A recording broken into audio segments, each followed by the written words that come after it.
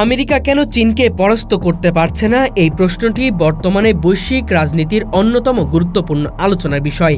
বিশ্বশক্তির ভারসাম্য এখন যে পরিবর্তন লক্ষ্য করা যাচ্ছে তার কেন্দ্রে রয়েছে যুক্তরাষ্ট্র ও চীনের প্রতিদ্বন্দ্বিতা। দ্বিতীয় বিশ্বযুদ্ধ পরবর্তী সময়ে আমেরিকা একগুচ্ছ সুপার পাওয়ার হিসেবে আবির্ভূত হলেও 21 শতকে এসে সেই অবস্থান চ্যালেঞ্জের মুখে পড়েছে চীনের উত্থানের কারণে।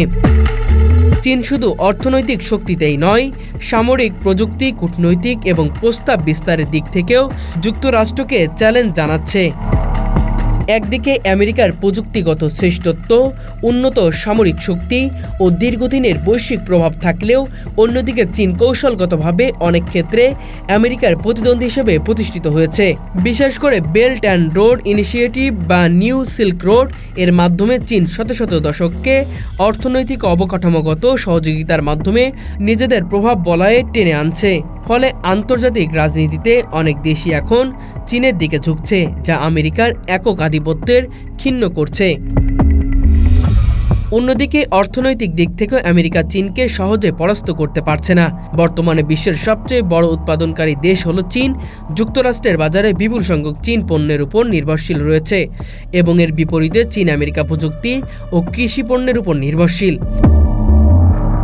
এই পারমাণবিক নির্ভরশীলতা দুই দেশের মধ্যে সরাসরি সংঘাতে জটিল করে তুলছে।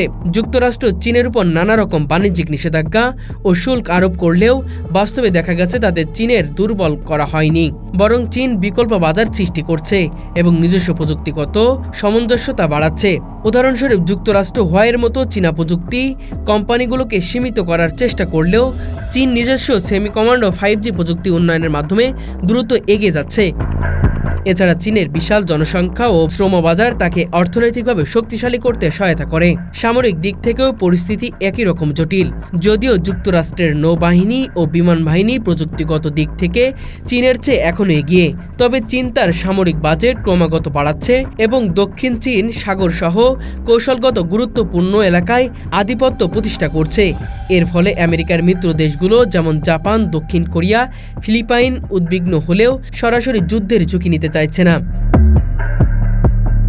আমেরিকা একদিকে চীনের প্রভাব ঠেকাতে চাইছে, অন্যদিকে সরাসরি সংঘাতে না গিয়ে কূটনৈতিক ও অর্থনৈতিক প্রতিযোগিতার পথ বেছে নিচ্ছে।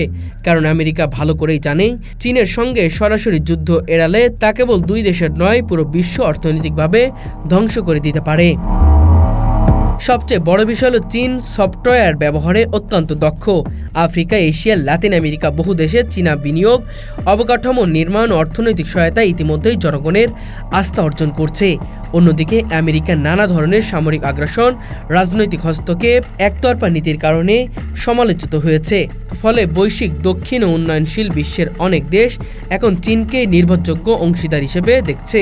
এই কূটনৈতিক অর্থনৈতিক বাস্তবতা আমেরিকাকে চীনকে পুরোপুরি নিয়ন্ত্রণ করতে বাধা দিচ্ছে।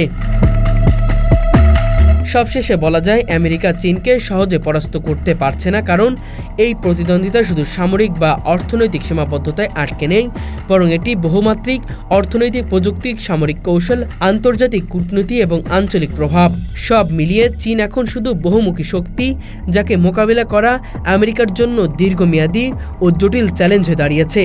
ফলে আগামী দিন যুক্তরাষ্ট্র চীনের প্রতিদ্বন্দ্বিতা অব্যাহত থাকলেও চীনকে পরাস্ত করা আমেরিকার পক্ষে প্রায় অসম্ভব বলেই মনে করা হচ্ছে।